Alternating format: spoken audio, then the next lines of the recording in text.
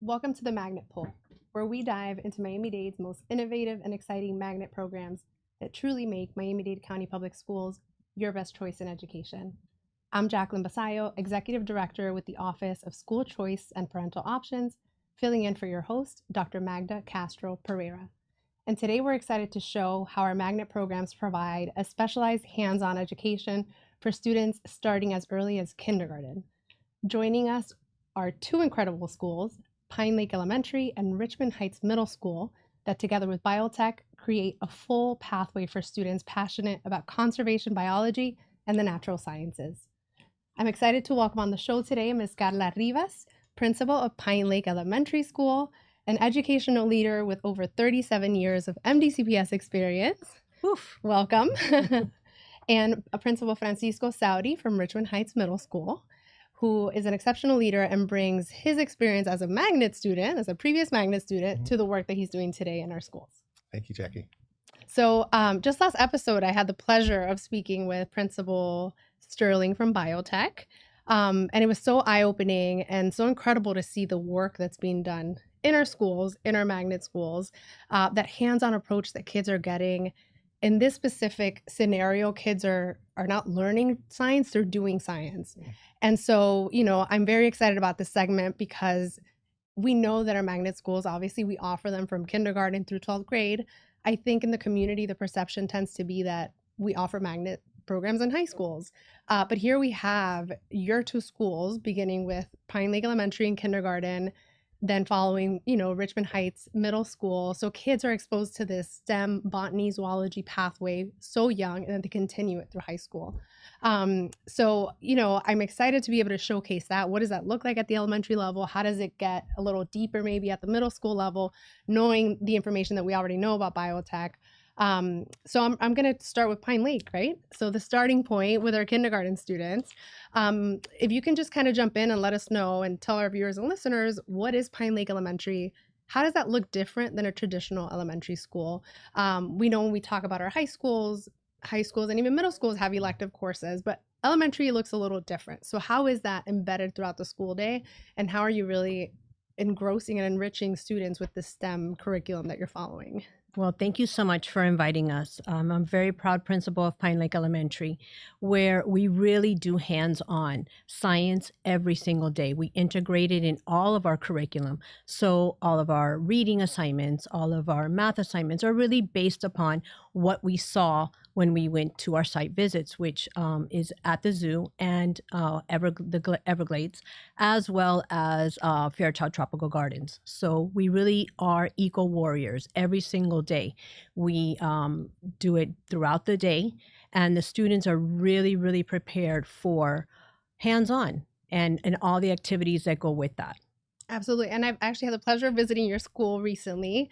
And you have this whole garden that the kids take part in. Like the kids can describe the mulberries. I don't even know if that's the correct berry that you can pick off the tree and eat it. Yes, we do have an edible garden, as well as we're very into what is natural in our school. In Florida, we have a great environment here. So we have a pineland rockland, and very difficult to maintain. So the students go out there and they really, really love going out there and taking care of our nature.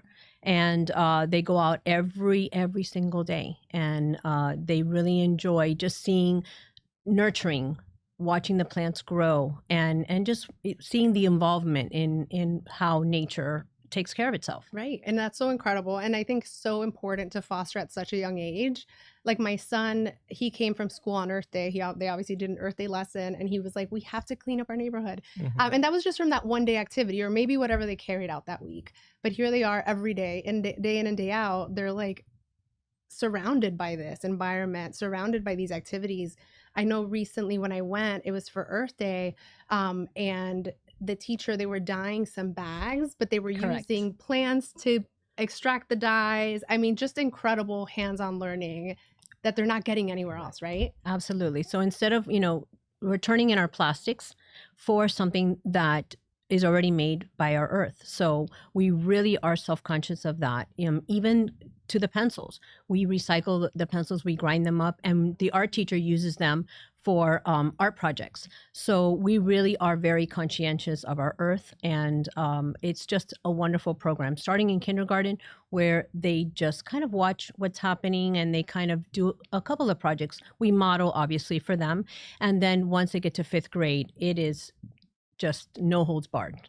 It's incredible, incredible. And you started your journey at Richmond Heights, so I kind of Yes. want to jump into Richmond Heights Middle School now.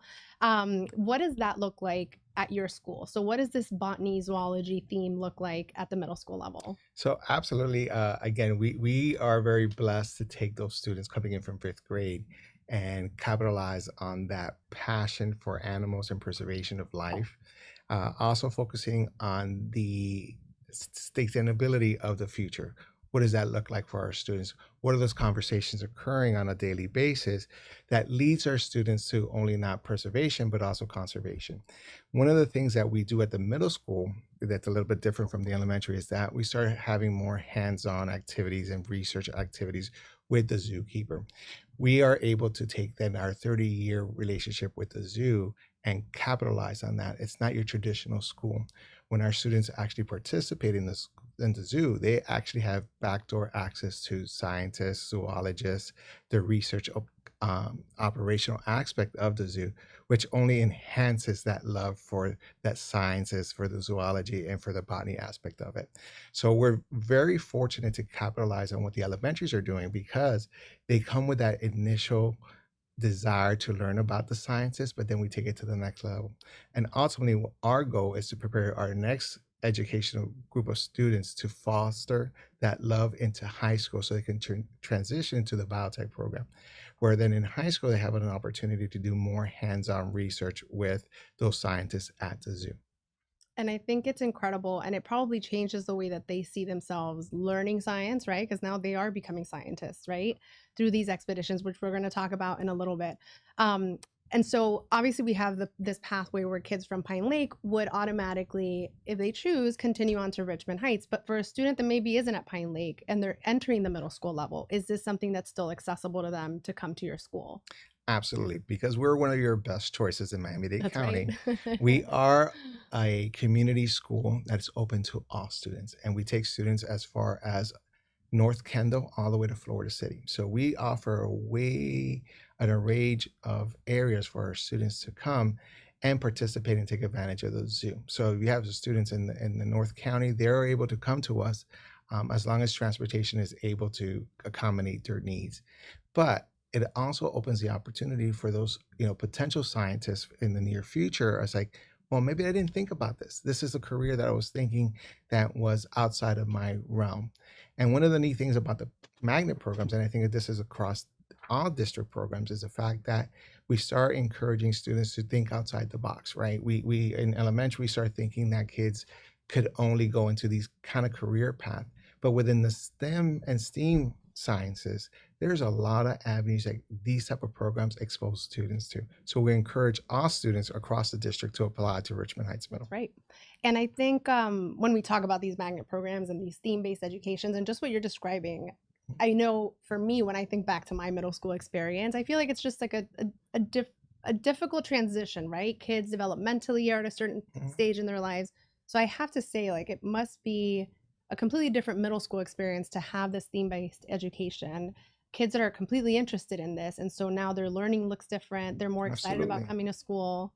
So through our project-based opportunities throughout the curriculum, students get a hands-on experience in dealing with different sides of the sciences, whether it's the research aspect of it, whether it's the engaging with the zoologists and the animals, or whether it's just the urban planning portion of it. Because again, part of the program is that conversation about how do we preserve our ecosystem. So it takes more than just, okay, we're going to take care of the animals, but how do we take care of the planet? How do we take care of our ecosystem so future generations can enjoy all the wonderful things that we have today? Absolutely. And I think one of the most exciting part of your programs is these field expeditions that both of you kind of talked about. I know we have partnerships with Zoo Miami, Fairchild Botanical Gardens, but now just for those listening and viewing, this is very different than a traditional field trip that a child might take because there's some continuity in how often these children are visiting these sites and what they're learning and what they're doing. So if you can kind of tell me a little bit about what that looks like at your level, and then we'll go into the middle school level. So once a month, each grade level goes to the zoo. We have a classroom there Amazing. where actually the zookeeper does go into that classroom and gives a little bit of a lesson, and then actually go out and explore what they were talking about. And it doesn't stop there. That assignment comes back to the classroom where we have a magnet lab. It's a state-of-the-art magnet lab. We have one for the younger kids and one for the older kids. Obviously, more in depth as you go higher. And they continue that study. So it doesn't stop at the zoo. It continues when we get back into the classroom, as well as Fairchild Tropical Gardens and the Everglades. The Everglades experience is one of a kind, where they just don't go see the animals and go on the train. They go behind the scenes. They really talk to the wildlife managers that are there. They get to look at the plants and animals, and all of that experience comes back into the school where we enhance what they just learned. Yeah. So it is a fabulous program. Again, they have a goal when they come to school, and that transcends to middle school, because the same goal that they started with, that love and passion, continues on at Richmond Heights. For sure. And how about you? How are the field expeditions over at the middle school level? So then we take that same approach. Our program is a little different because we visit the zoo every day. We have courses at the zoo every day. So on any given day, I have about 100 students reporting to the zoo, where then they have the opportunity to interact with our zoo talk. So through the magnet office, we've been very fortunate to arrange 44 interactions with experts from the zoo coming in and providing hands-on information and exposure to the students, which is technically usually reserved for staff members or individuals in the zoology community. That is not generally available to the common population. And the focus is to give students that hands-on opportunity to not only observe the conversations that they're seeing, but also take a insight as far as, this is what the experts are seeing, this is how we can engage, and this is how do we support our ecosystems moving forward. So it's a unique experience, because when parents come to me and say, well, Dr. Sauri, how does that look for my child? And I said, well, usually your child will arrive to school depending on their research class and their zoo class. If it's in the morning, they will jump on a bus at 9:10, and we transport them to the zoo, and they're there for a good 3.5 hours to 4 daily. And then they come back and they can continue that research in the other courses. So, we tie it into a more holistic approach. So not only are we doing the science and the research component, but now we're tying it into the math as far as what are we quantifying with the data? What are we doing in language arts? What are we doing with the other social aspects of it? Trying to build a more holistic student for that next generational of ecology and preservation that we may need to see in the future. That's incredible. Imagine half of your day is at the zoo. Absolutely. And I'm glad you talked about what that looks like, because I do feel like parents tend to ask that question. What does that look like for my student when they get to school? What does that look like? So you're saying half the day pretty much at an expedition, and then we continue the learning At the school within. site. And I have to say, it probably has an impact on how the kids do academically, right? Like, here they are, again, not learning from a textbook. They're learning in such a different way. It has to impact their success. It has to impact how much, they're interested in learning, because the approach is so unique. Right? Absolutely. These students really own being a scientist. They wear their white jackets and they proudly display, their projects. And we actually invite community members to come in, and family members, so that they can explain and they can articulate what their projects were. And they're so proud of that. And that's something that the parents, when they come in, they're, wow, my kid knows this. Right. Wow, this is amazing. So it is a wonderful experience. And to be honest, science is not my forte. I wish it was, but I am myself learning so much about science and habitats and environments and the ecosystem. And they come and tell me every day, oh, this is what we learned. And I'm learning as well. So it is a fabulous, just hands-on. If you love animals, you love your environment, this is a place to be. And for me, I live here in Florida, born and raised. And I feel like, how many times have I been to the Everglades? I mean, I could probably count them on one hand. Not that I'm proud of that, but here you're taking kids there. Maybe they have never been there before. Right. Maybe the families don't even, have never even experienced that before. And you're giving them this whole other experience. that's part of this schooling that we're offering free of cost. Again, your best choice, Absolutely. right? Yes, absolutely. And so you talked about the parent piece, and I think at the elementary level, I think that's important, right? Kids, families are coming and bringing you these young babies and Yes. having you help them grow. How do you include or how do you incorporate families into this educational journey? So every month we do have a kind of like a STEM night where we show off all of our projects, and the students have to articulate exactly what they did. So obviously when they're little they start explaining. They do a little bit of a PowerPoint at that time, and then as the older you get, then we go into a little higher technology. We do Sway, we do Canva, and all of those technologies, that's part of their project as well. So we do integrate a lot of technology into our program. The students absolutely can tell you everything, and it shows in our scores. Last year 86% of our students were proficient in science, and that is because that was the first group that went from kindergarten to fifth grade. Every single year, hands-on science, and it wasn't out of a book.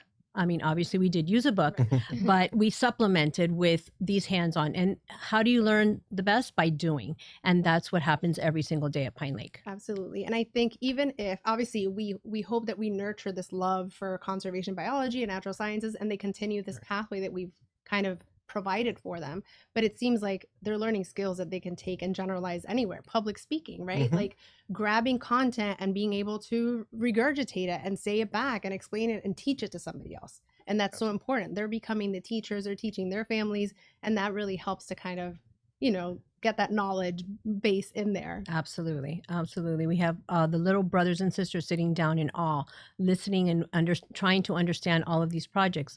That's a miracle right there. Yeah. And then that they move on to Richmond Heights, and a lot of our kids do move on to that track because of their love and passion for what they've learned throughout the 5 years or 6 years in Pine Lake. Tell me a little bit about your critter club. So we do have a critter club. We do have a couple of animals. We're asking now the community to give us a couple more after summer, because summer is kind of tough. But we do in the morning and afternoon. Our students come in. They take care of our animals. We actually have a couple of bunnies. We have some guinea pigs. We have a gecko. We have a couple of birds, and they are responsible. They have to clean the cages. They have to feed the cages. They have to measure how much food they put in, because they have to see how much the food is the animal's actually eating. We want to make sure that they're healthy. We outreach to veterinarians that come in, and when they do their checkups, our critter club is there. So they kind of say they're veterinarians too, and that's great. We want them to reach for the stars and think that they are veterinarians and scientists and things like that. So that's awesome. yeah. I mean, here you are teaching responsibility. And I Yes. think a great example of when we talk about this thematic magnet education, how it's incorporated in all the different areas, now you're measuring food out. So now we're incorporating these math skills. Yes. We're learning responsibility. We're learning about science because there's that health vet science piece. Also the humankind thing as well. We're kind to animals, we're kind to each other. So we constantly are, saying, be kind to, if we're kind to animals, we're kind to each other. And we build that community, and that is, invaluable. Yeah, absolutely. And so at Richmond and just at the middle school level in general, I know I mentioned earlier, it's, it's a tricky stage for students. So how does this connection that they're having to these real world scientists and this actual research that they're doing, how is that impacting them as learners, right? Or as teenagers, as they're developing? How is it changing who they are? So the unique part of this, and we build on what the elementary is doing, and by the time they reach our 8th grade year, our students are becoming zoologists, and we have an activity at the end of the year where now the students are actually presenting to the general public at the school.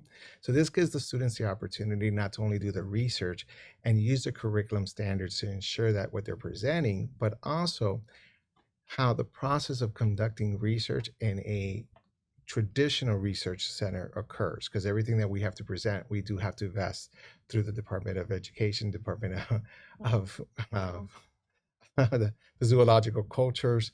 So it gives the opportunity to the students not only to learn those research skills, but also those public speaking skills. Because again, it's very hard for a young adult or young student to stand in front of large groups of people and have a discussion about what they're seeing in class, what they're seeing out in the field. And the neat thing about this is when the students go through these experiences, not only are they speaking from a perspective of a student, but they also have the insight of a zoologist. And they're able to give specific details based on the research they've conducted throughout the school year. So it's kind of neat to see these little shy little elementary students actually stand in front of strangers and having a full-blown conversation about, okay, this is the environment that this particular species flourishes. This is what they need. This is how we protect them. And this is what we need to do as a society to ensure that we have these kind of conversations moving forward.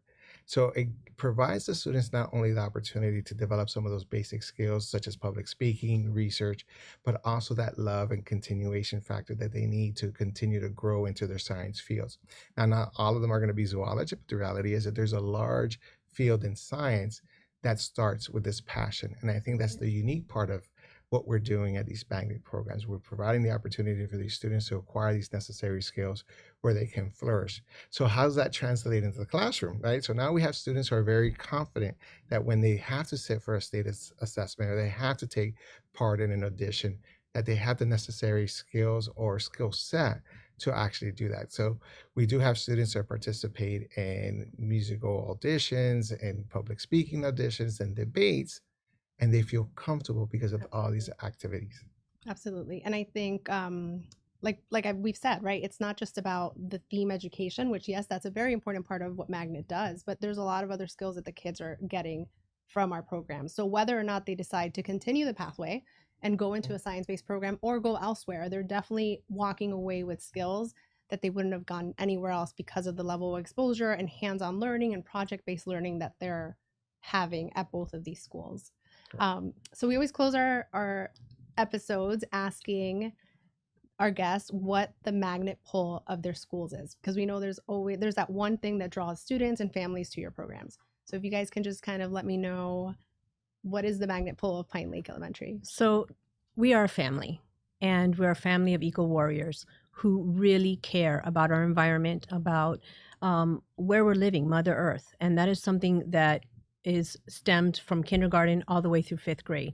We take care of our building, we take care of our environment, we take care of everything that we see around us. And that goes to everything, to our human beings, to anything that we do in our life. So for us, we are eco warriors, and we're very, very proud of that. Absolutely. We're getting these global citizens ready for what comes next, right? Absolutely. How about you?